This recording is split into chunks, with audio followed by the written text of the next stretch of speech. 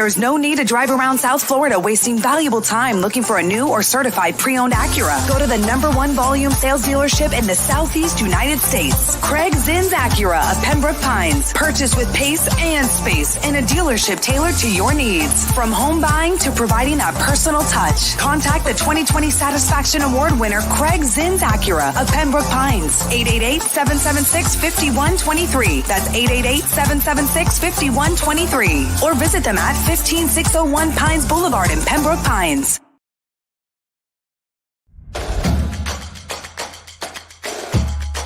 Welcome to Caneswear. New store, new items, same great experience. Family owned and operated since 2010, Caneswear has the latest merchandise from the Miami Hurricanes, Miami Dolphins, Florida Panthers, Inter Miami CF, and more. Come visit us at our store in Davie on University Drive, just south of 595, or online at caneswear.com. Caneswear, the spot Miami fans shop.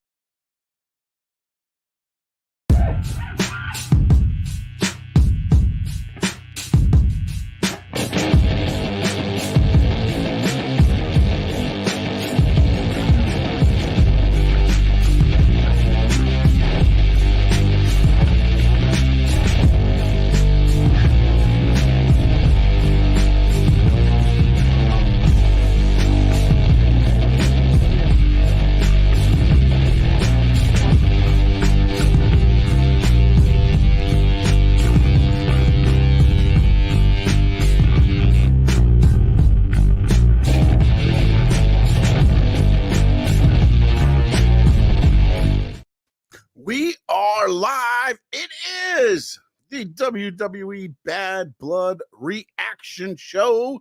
I is Sean Stanley, and he is the great Frankie Fresco. And together we're the Squared Circle Digest. Frankie, initial thoughts on the pay-per-view or the PLE that was Bad Blood? Really?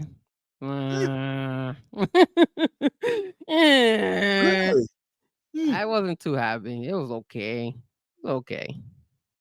That's my initial thought. What was your and then by the way, no doubt, Fish, DJ Mimos and Steven Gonzalez and my dad's and everybody on X. Don't forget, jump over to the YouTube side, Stanley Media House Network. Hit that subscribe button, Frankie Fresco YouTube channel. Hit that subscribe button.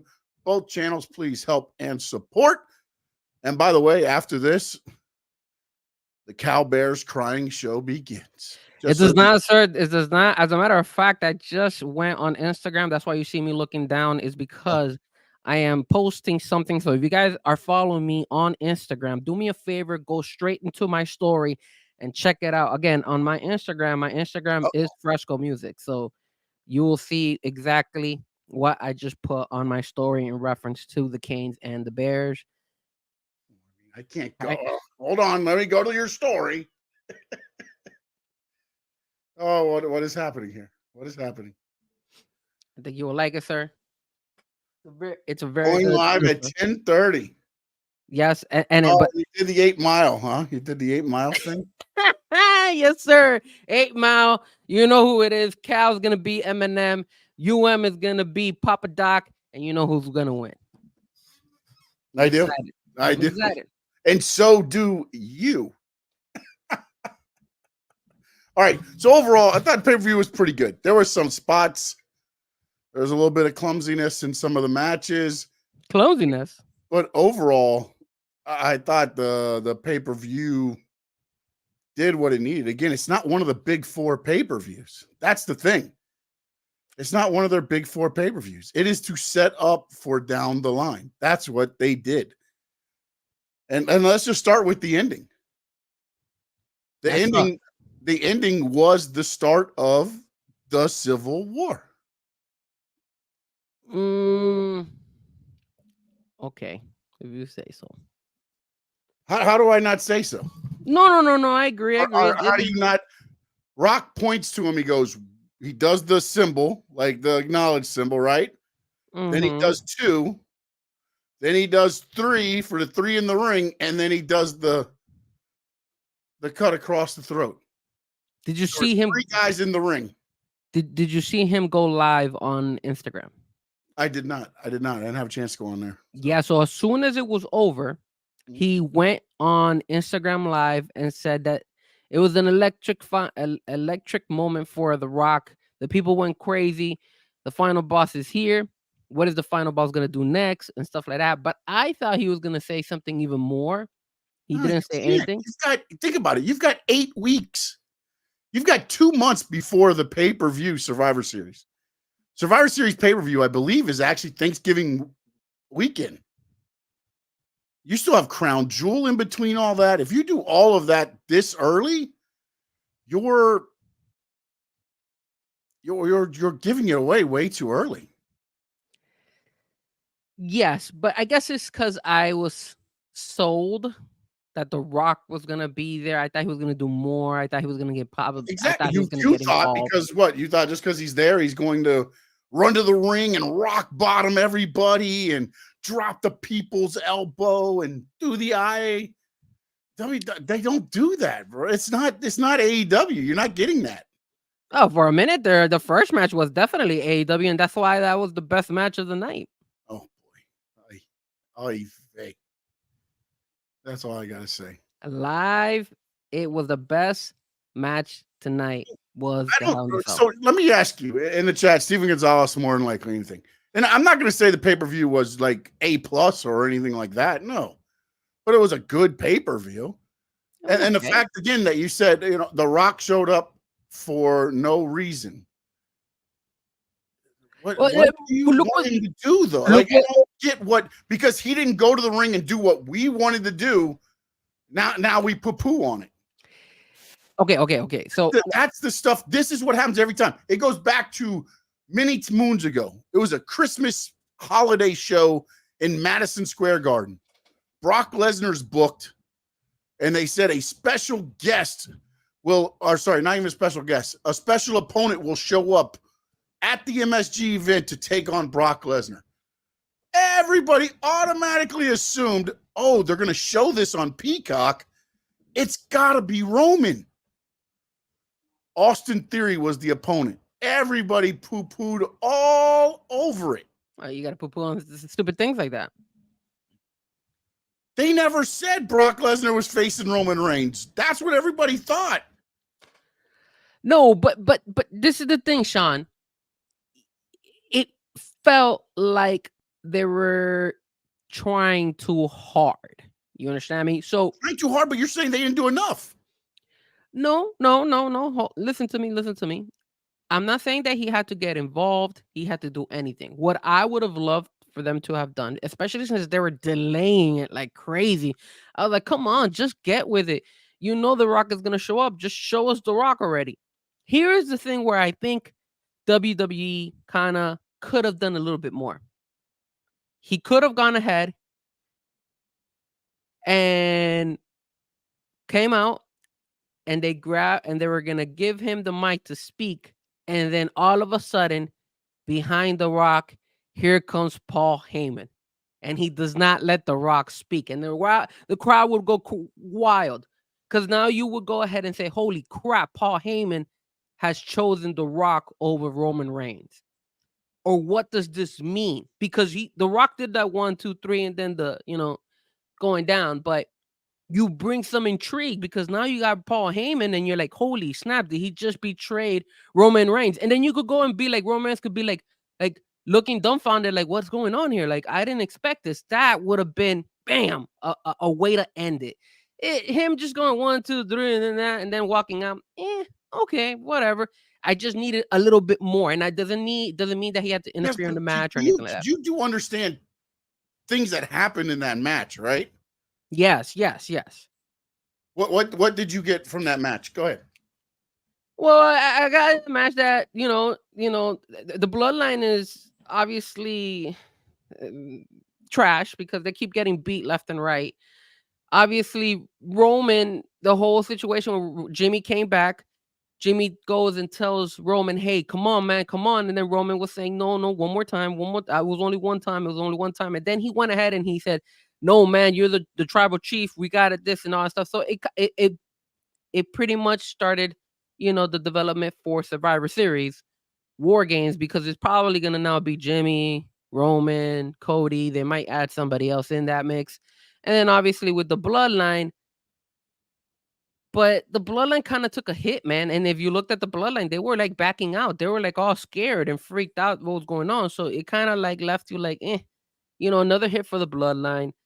What are they gonna do? Like I was shocked that they lost, to be honest with you. I was shocked that they lost. I was shocked I that they thought lost. it was bad that they lost. I was shocked that they lost because again, you're making the bloodline look weak.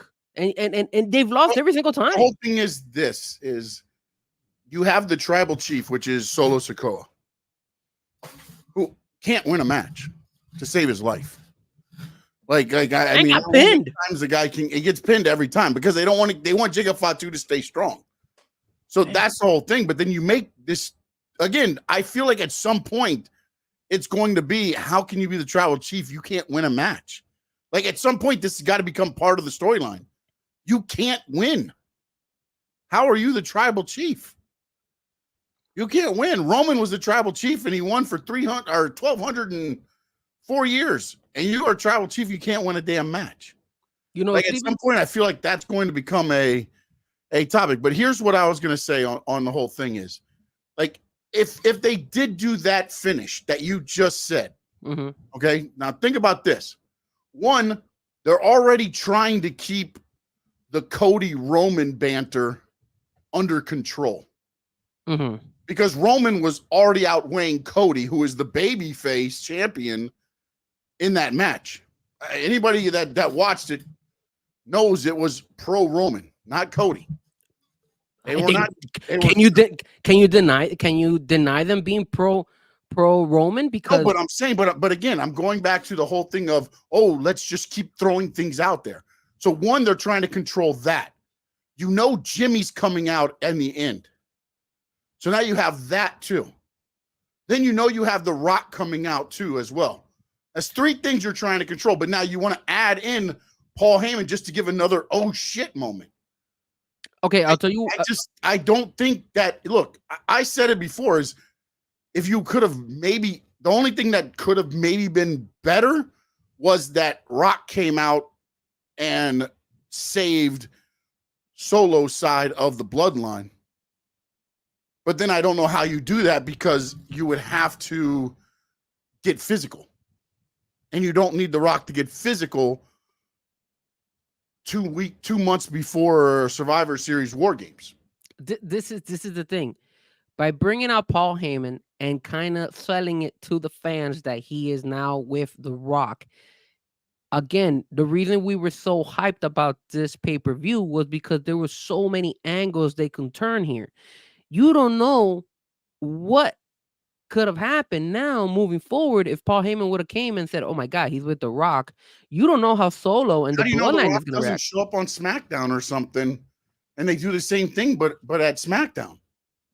I wouldn't want to do it in SmackDown. You should probably do it on a live event. Look what Steven said, and I agreed with him for a minute there. He wrote, "It felt like it was like a Monday Night Raw type of ending or a SmackDown ending." You don't leave those for like that type of stuff. Dude, it's Bad Blood. It's not Survivor Series. It's not WrestleMania. You're going to Crown Jewel, which is a pay-per-view where half of the storylines don't even exist.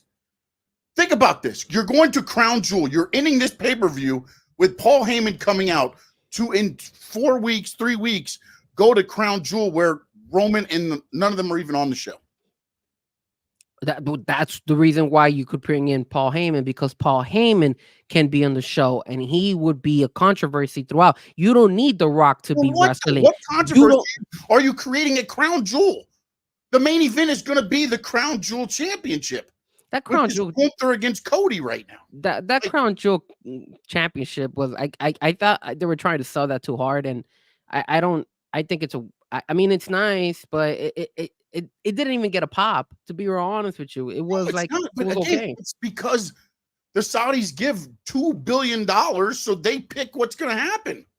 I get it. That's why. I mean, again, I don't have a problem with them doing the Crown Jewel. But so you do this to do what? To build up to what? You're going to SmackDown anyways to build this up. Well, you said that this is the first step to WrestleMania.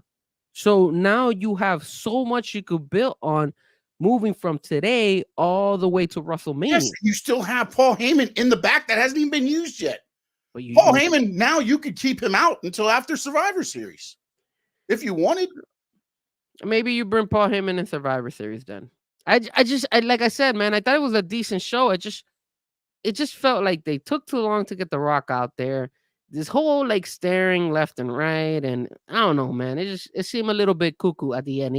It didn't have that impact right from the start. If you know that The Rock was gonna come out, just then don't have Roman and Cody look at each other for like half an hour, and then all of a sudden they were trying to sell that part of it too. Roman still wants to be the champion, but he's got the respect for Cody, so they sold that end of it. And you're creating a little bit more storylines, because now remember this too, and that hasn't been talked about. KO and Randy Orton can't stand that Cody is with Roman. Yeah, I'm surprised they didn't show up. So now does that become another layer on top of this? That could be. That could also be a because layer now this for can lead to the Randy Orton Cody thing.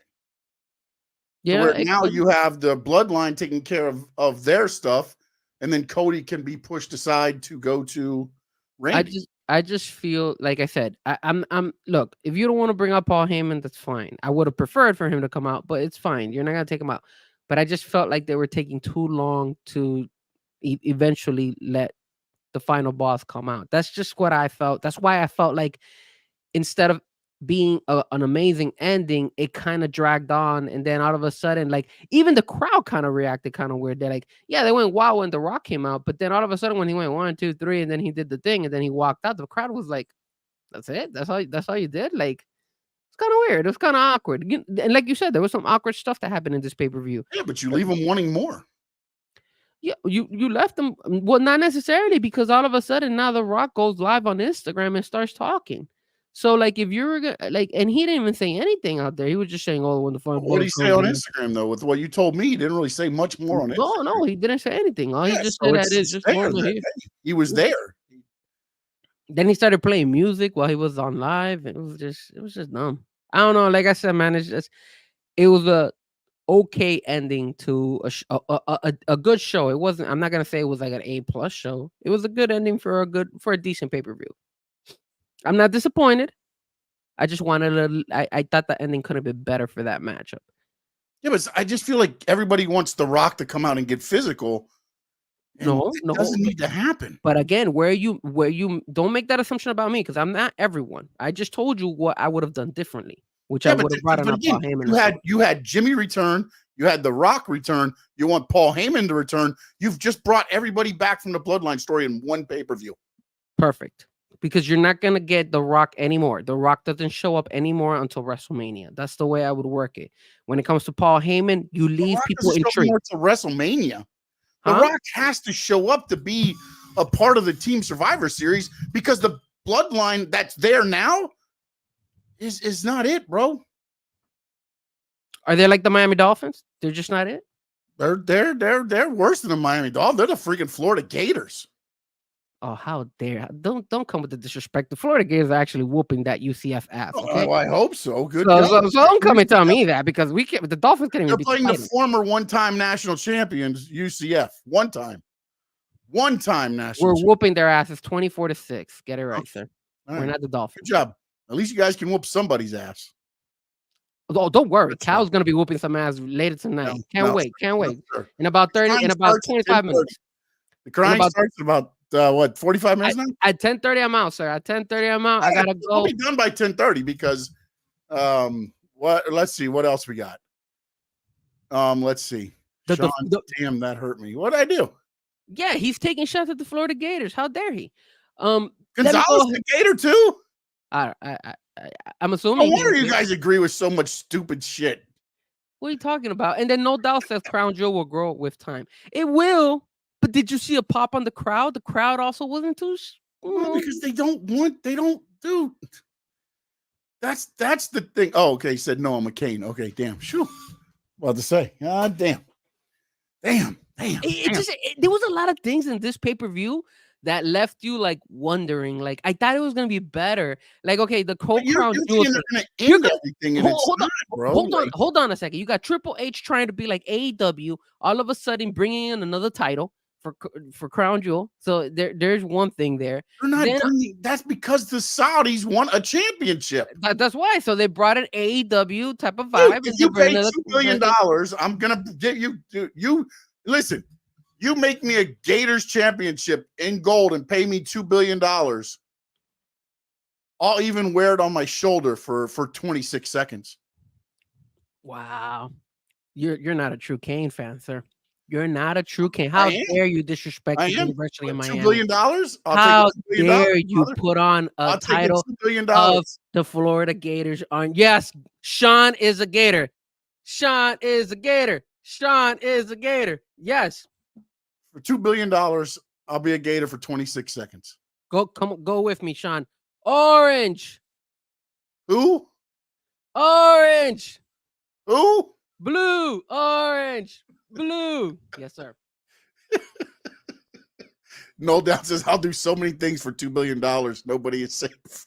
For $2 billion, you would not. You know what I'll do? I will go ahead and get that belt, put it on the floor, and pee on it. How about that? Let's continue. That's what you do. You give everybody the endings quickly, so that's fine. That's what you do. Get it right now. I'm not a traitor. I'm not a traitor. Be on it. Let's go. You know what? You know what? It's okay. Let's talk wrestling because we're gonna be having this. If you decide to come on my live reaction, let me know, sir. I'll send you. I'm gonna be sending you the link. It's gonna be there for you, and then you can talk all the crap that you want. But in the meantime, let's talk about that mess up when it comes to that whole Liv Morgan, Rhea Ripley, Dom Mysterio, and then Raquel. Come on, man. What the hell was she doing out there, bro? She looks so lost. And then she had the audacity to put Liv Morgan on top of her. The match was over. Here's my problem with the whole thing, man. And this is where I said, me and you talked about it in nauseum during our pre-show that they're not ending this. Somebody was going to lose. I felt you should have had Damian lose because then you could have used everybody and their mother to interfere. And I thought for a minute, I was like, could they do it? But then when he kicked out, I was like, okay, it's not happening. But like to do it that way, it's like, so now what? There's 2 women in Judgment Day? Raquel's in Judgment Day? She has to. She just or is she just there because she's Liv's friend? Because they've been friends? And it's like again, man, I mean, again, I'm not saying that I'm taking away from it. I just felt like it was just like, what are we doing? Like to bring Raquel back in that moment. And you got Dom falling out of the cage and hanging upside down and getting hit like a pinata? And then you got Raquel coming to save the pinata. I mean, like, what is going on here? That looked like a complete blunder in that ending of that match. And the crazy thing was then Raquel goes and puts Liv Morgan on top of Rhea, and the match is over. Like they already had rung the bell, letting you know that Liv had won. I think she got lost in the adrenaline and everything, and was just going and and then again, the other thing is, was the bell supposed to ring? The ref was out with Dom.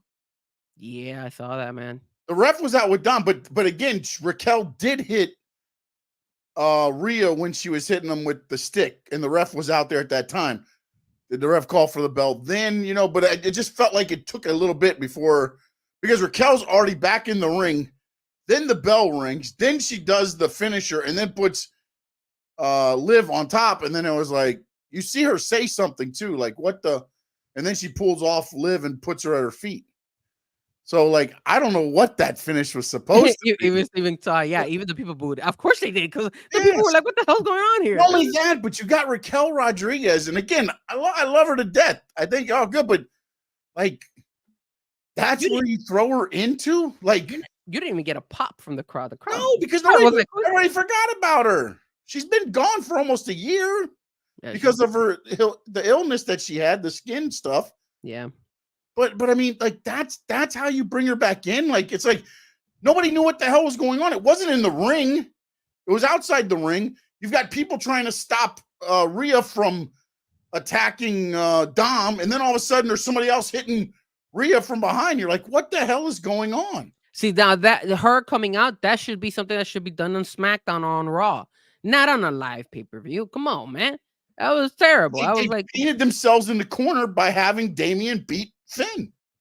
they did not paint themselves in the Yes, corner. they did. How are you having Liv's not beating Rhea clean? No. Dom's in a cage. What's he gonna do? Rappel down to help her? Yeah, well, yes, he's not gonna. But I that's the reason why they had Damian Priest win, because they already had this whole thing that I plan. didn't like was when I read on WWE.com, they said that Dom was going to be suspended above the ring. Yeah, that also. So I thought, then they're going to do the old thing where pull out something and drop it down, and Liv gets it or something like that. Yeah, but he's freaking down the aisle way like RoboCop was back in WCW days. So what you're telling me is that they already started messed up with that match from the beginning, with the fact that they didn't get it right. They sold us something that wasn't supposed, that did not actually happen. That, and then also I think they messed up with Dom. If Dom is so scared to get in the cage, he should have had his hands on there. He should have been fighting. He's not gonna just crawl in the cage to sit on the ground. I think it should have been more of more of a little dirty Dom, and then maybe have Rhea come and kick him in the butt into the cage. You lock it and then take it up. It just was like, oh no, Dom, you didn't read the whole stipulation. I know you're afraid of heights. Take it up. Wait, it said it was going to be above the ring. How did this just get added? I don't get it. What did you think? He was going to be locked in the cage on the ground? There was a lot of little things that was like, oh, a little bit of a blunder. And then you do that ending. It's just like, But you know what? I felt like, they were going to go ahead and give Priest a victory, because I knew one of them was going to win and the other one wasn't. And I knew too. I just picked the wrong one. Here's the story. Here's the reason why. It just felt like WWE wants to keep this storyline of Liv, Rhea, and Dom. It did not feel like WWE wanted to continue the story between Damian Priest and Finn Balor. That's the vibe I got. For that reason, I picked Priest. Then what you do is you have JD or a new member or whatever you want to do. Another member? Cost Damian the match, and then he feuds with that person. Well, they tried for a minute, but have to be Finn, because now who's Damian feuding with in this? Now it's just Rhea and Liv to me, because Damian's kicked everybody else's. I mean, what the hell are they doing with Damian? Well, it's like the bloodline now. That's what I was gonna tell you. Are you telling me it's bro, unless The Rock becomes like a leader of the bloodline now, that means nothing to me, because I've just watched you lose. Every big match you've had, Tribal Chief, you've lost. How the hell are you still wearing the Olafala? Yeah, you got to take that away from him. Bro. Yeah, man. Take it away from him. Give it to Cody. Let's see. Maybe there was a suspension issue with the call. Give it to Cody to create some controversy between Roman. Oh, that's true though. I guess you're right. They couldn't hang both cages over because then the shark cage would have been inside the Hell in the Cell cage. Well, then don't say to us that he's going to be hanging over the ring. Yeah, he's hanging above. It said above the ring. So I guess technically he was above the ring. He just wasn't directly above the ring. It didn't say directly above. That's how they got us. They got us with the above. Triple H, you sneaky little bastard. Don't give WWE don't give him any kudos. They lied to us. Sneaky, they got me. They lied to us. I didn't read the fine print. Typical. It was kind of dangerous to have him over the ring, but you never have him. Yeah, no, I mean, but they've done matches before where they've suspended the cage over the. But what they do is they put it over like a corner, not over directly in the middle. They usually put it like over a corner or just outside of the ring. But you're right. I mean, nowadays, after everything that's happened, you want to probably litigate as much as possible. If something does happen, it falls in the middle of the aisle, not on anybody in the crowd, not any of the performers or whatever. So, all right, that was that one. Bailey Nia. Well, I mean, it was okay. I mean, I like the match. What are you talking about? I like the match.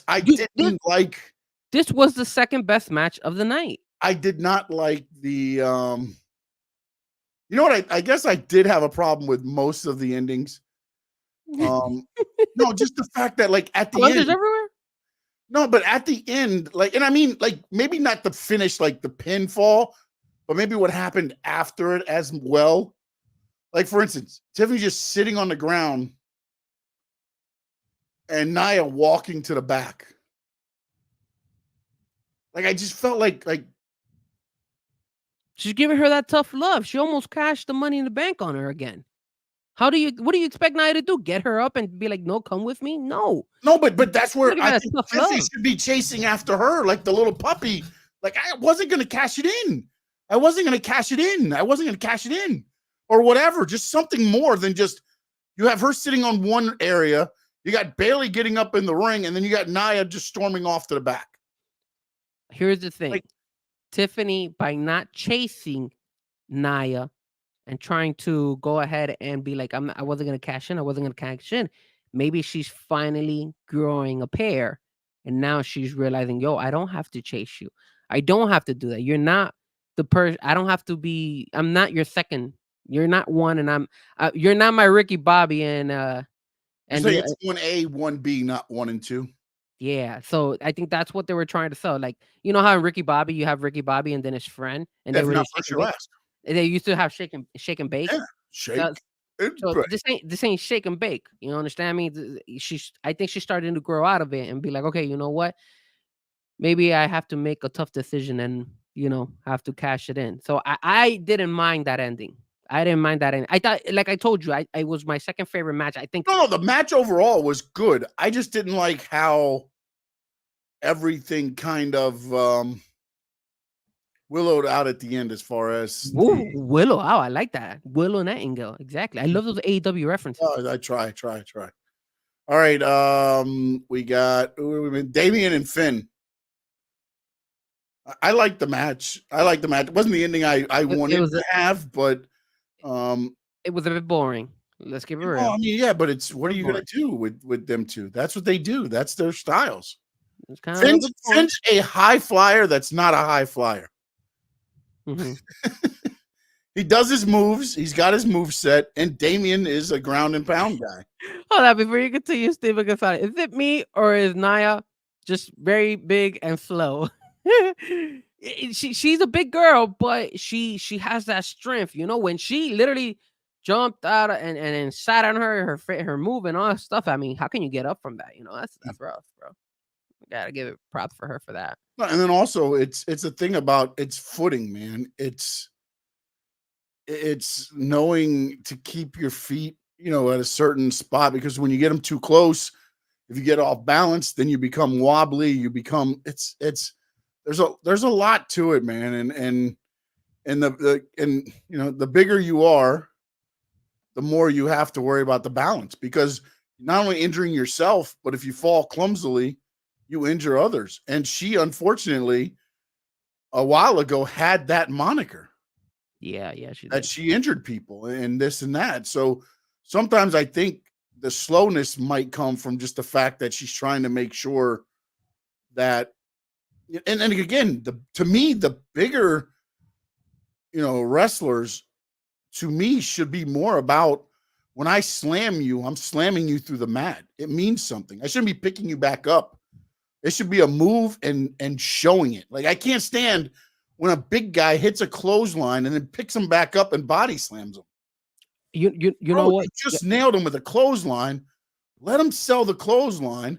You do to the crowd when he starts moving back up, then feed into a body slam. Don't clothesline him, pick him up, clothesline him, pick him up, body slam, pick him up. Like, bro, what are you doing? That's AEW type of work there. That's AEW type of work right there. It happens all the time, man, in matches, bro, everywhere. But you know what? You point out something very important, because you're right. She did have that bad reputation of hurting other wrestlers.